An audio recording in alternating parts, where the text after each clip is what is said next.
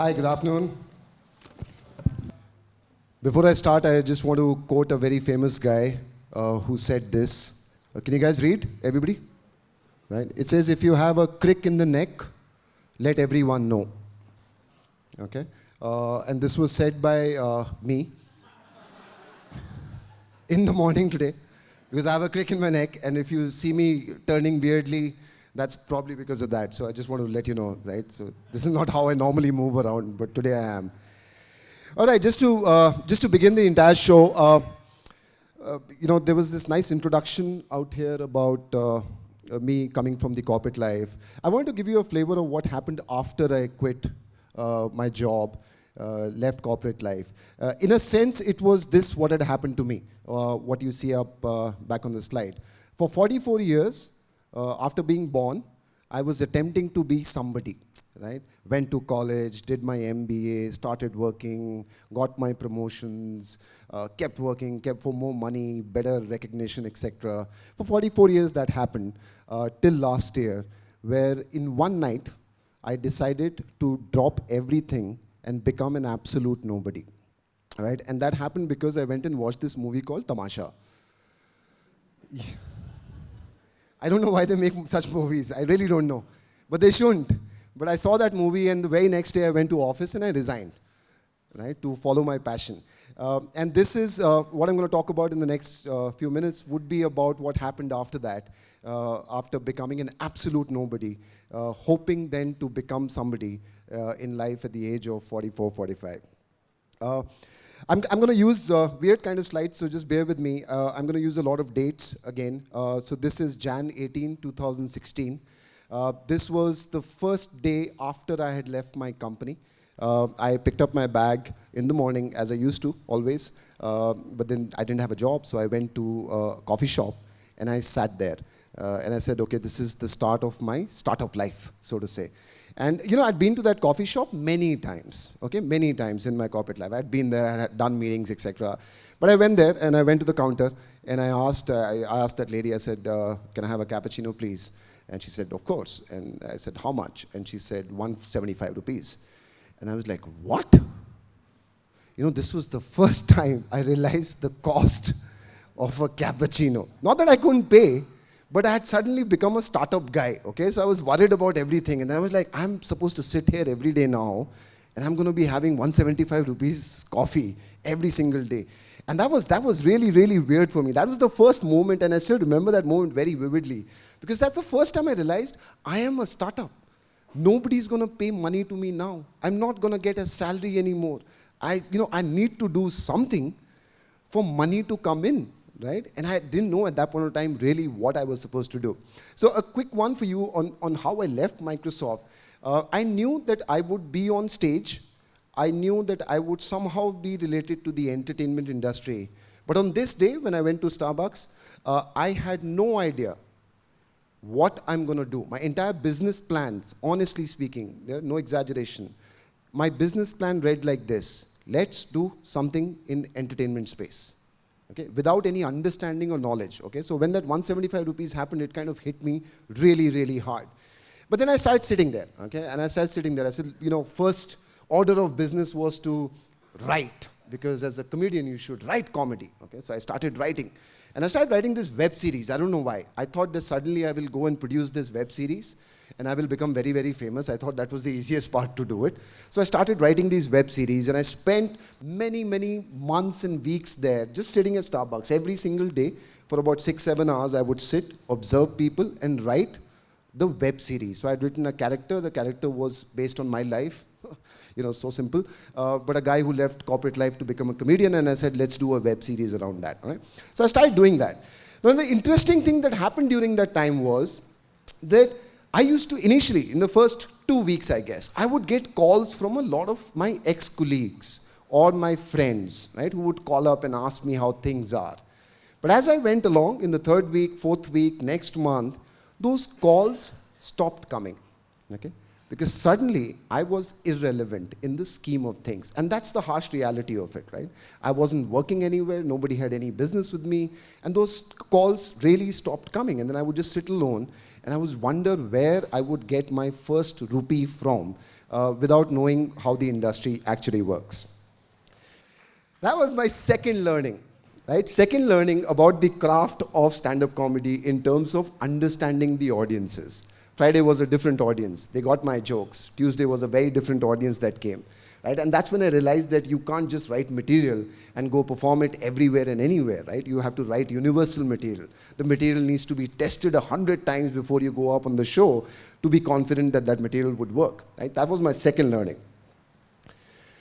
Then, so this was May last year, and then I started performing. I started getting my 10-minute slots on a regular basis. I would sometimes get about 15 to 20 minutes to perform at somebody else's show. In Jan 2017, right, Jan 2017, I was given an opportunity to go and perform at Canvas Laugh Club in Mumbai. Now, that's the mecca of stand-up comedy. Okay? It's a room which is like 320-seater room, and that's where comedy was born in this country, so to say, the stand-up comedy. Okay? So I was given an opportunity to perform, and I spoke to a few comedian friends, and I was on the lineup, so I was on the poster, okay, along with two other comedians. One of them was a guy called Daniel Fernandez. Right? Some of you would have heard about him.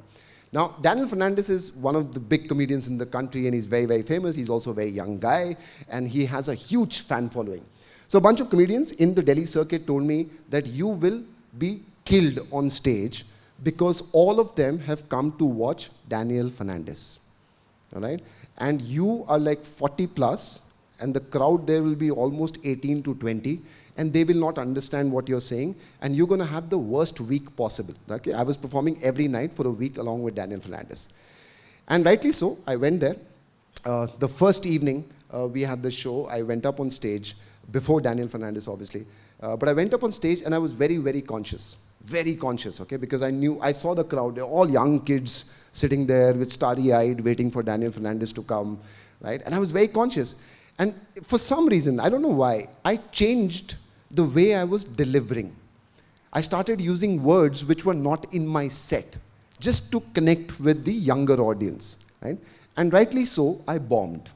Okay, dramatically, right? Few people were laughing, but I bombed overall.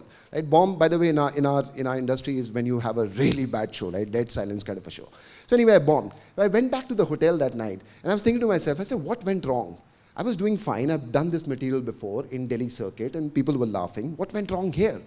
And then I realized my third big learning in this entire piece, that I wasn't being myself on stage. How many times have you gotten up on stage and realized that you try to be somebody else? You try to talk like somebody else because you're on stage. And that's what I was doing, because I was worried that the fan base is all Daniel Fernandez fan base, right? And the next day I decided that irrespective of who's sitting, an 18-year-old or a 14-year-old, I will do the material the way I want to do it, right? The way I have practiced it for hours together. And I went ahead and did that. And I killed that show. Killed means I had a great show that evening. Then I had a great show next evening. Okay, brilliant show for the same crowd. And this is what happened with Daniel Fernandez. This is what he tweeted on the third day.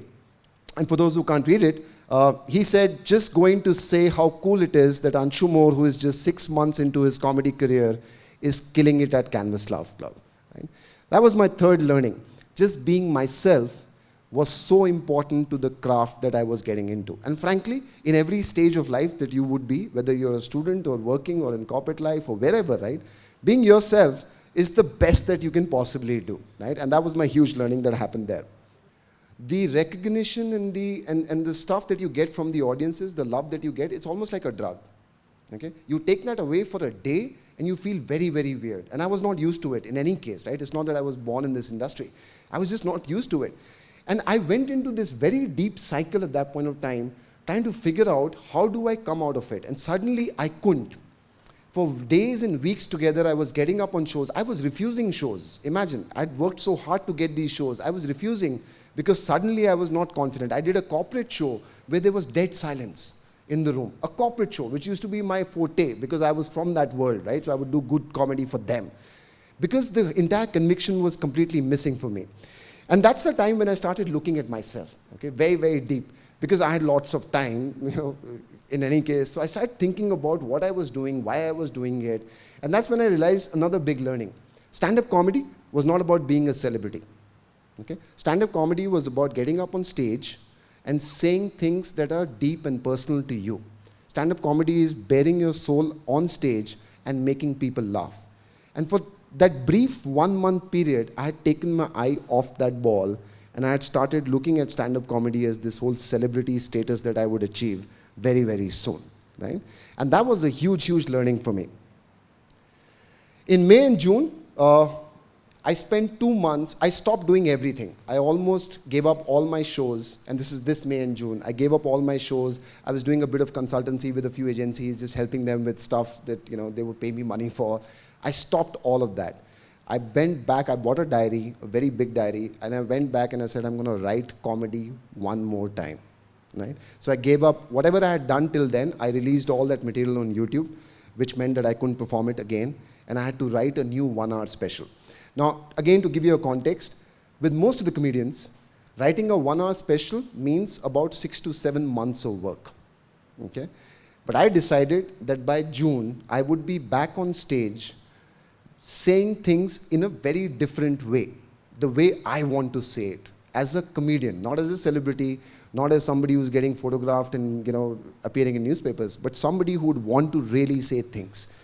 And that's when I spent tremendous amount of hours just writing, non-stop. I would write sometimes for 7 to 8 hours in a day, right? Just keep writing, not typing, not dictating, writing on a notebook, right? Kept writing just to work on my material. And in June, I came up with my new special called Wait, There's More, okay? And the whole idea of naming the special Wait, There's More was, first, it kind of resonates with my surname. Second, the idea was that whatever I've done, if you thought that was good enough, then please wait, right? There is more. Now the comedian is coming out, all right? So I was what I termed reinventing, reimagining, or whatever. I couldn't think of a third word, so I just put it up there. But I was reinventing, and that was my last learning, right? I mean, till date, at least, which was about finding your voice. Who are you? And this is not about stand-up comedy. Think of your sphere, right? Whether you're a student or you're in corporate life, who are you? What do you represent? When you walk into a room, what do people look at and think about you? Not in terms of an impression, but what would come out of your mouth? What is that brain thing that would come out that people would associate with? And it is such a huge thing, and it is ironic that I had spent 18 years in corporate life without knowing who I was. 18 years, can you imagine? 18 years, because I was just pushing for next promotion and a bigger job and a bigger salary and a bigger car. But I wasn't really introspecting of who I was. And it took me 2 months to sit down, write about myself. I wrote about things that, about me, right? Just about how I think, why do I think like that, why do I behave like this, and I wrote all of that just to figure out who I am, to represent that person on stage. And this is what happened when I came up with the next special, Wait, There's More. Now I'm on a tour doing this special again and again now, and kind of going well. So in summary, very quickly, these are my learnings. Okay, these are my learnings, and I'll just go one by one and just kind of relate it back to whatever I mentioned. The first one was when I sat in Starbucks, it was about running my own shop. Okay, and this is very important, especially for those who are in corporate life, even for students out here. This was my huge learning, running my own shop. Can you imagine if you have a kirane ki dukaan, and that is your dukaan, right? That is your shop. Would you not do everything possible to run that shop? Right? You would. You won't blame a manager. You won't say the company policy is bad. You won't say I'm demotivated because my manager is bad. You would just run the setup. And I realized this is what I was doing with my entire life. Now I didn't have anybody that I could blame. I would get up in the morning and I had to move the needle, right? So one big learning. Second, just staying focused. That list of 10 things, trust me, just try it. I would just love everyone to do this. If you can, just make that list. Go back to that list every single time. Put it on your phone if you have to, right? But go back to that list and just focus on that 10 things, the simplest 10 things that will help you in your job or whatever profession you are in, right? That was the second big learning. Third was just learning the art and craft. Right from writing jokes to performing jokes, I have just, I've tried to learn from people who are like 21-year-old comedians. I've tried to learn from 16-year-old comedians. I wouldn't have done that in my corporate life, actually. Because I had reached a certain stature, I was heading a business. If a young kid from college came and joined the company, he was supposed to learn from me. not the other way around, right? And that's the mentality you build in corporate life. But here, I was learning from even a 16 or 17-year-old coming up on stage. I would look at something that he did, and I was like, why can't I do this? Why can't I think like that? How did he construct a joke? How was he, moving around and stuff like that, right? So that was the other thing that I learned. Taking risk, whether announcing a solo or announcing a show of your own, or just doing what I started doing. Another big thing, and I always keep saying this, right? In today's world, it's very, very different from what it used to be 20 years ago. Today, you can pick up whatever you like, you will make money in it. 100%. You remember when, I mean, a lot of you are very, very young, but when we were in school and college, which is like 2-3 decades ago, people used to say that, agar padhoge nahi na, to chai ki dukaan khologe. Right? That's what they used to say. Today, there is a chayos. Somebody said, हाँ, ये अच्छा idea, मैं खोल लेता हूँ. Right? That guy is multi-million-dollar fundings right now. Right? So you can pick up and do whatever you want. Just the ability to take risk and not worry about where your next EMI would come from or where you would make money from. Just forget all that. Just jump into it. You will make money. That's the world we live in. Staying sane. Every time somebody would come and take a selfie, I would really, I would think I'm like Shah Rukh Khan or somebody. Seriously. If people would stop me saying, I've seen you, etc., it used to go to your head. It does. Even in corporate life, it does. Right? Every time you do a great presentation, you get the next, next big appraisal, or you get that promotion or the next level. It goes to your head. You suddenly start thinking you're very big, bigger than the rest of the folks you are with. And that's such a huge mistake, because you really are not. Right? None of us is bigger than the next guy who's sitting, next to you. And we are not. And that was a huge learning. Finding my voice, again keep saying that, finding the voice is so, so important. In my field, obviously it is the most important thing, but in every other field, just looking at what you represent, right? Who are you, is so important, and that gives clarity of thought in terms of where you want to be in the first place, right? And as you would have seen, this entire presentation was a little haphazard, and that's because I made the presentation in the morning, and that's been my last learning. The latest learning has been, next time you're doing TEDx, prepare better. All right? So that's it for me. Thank you so much.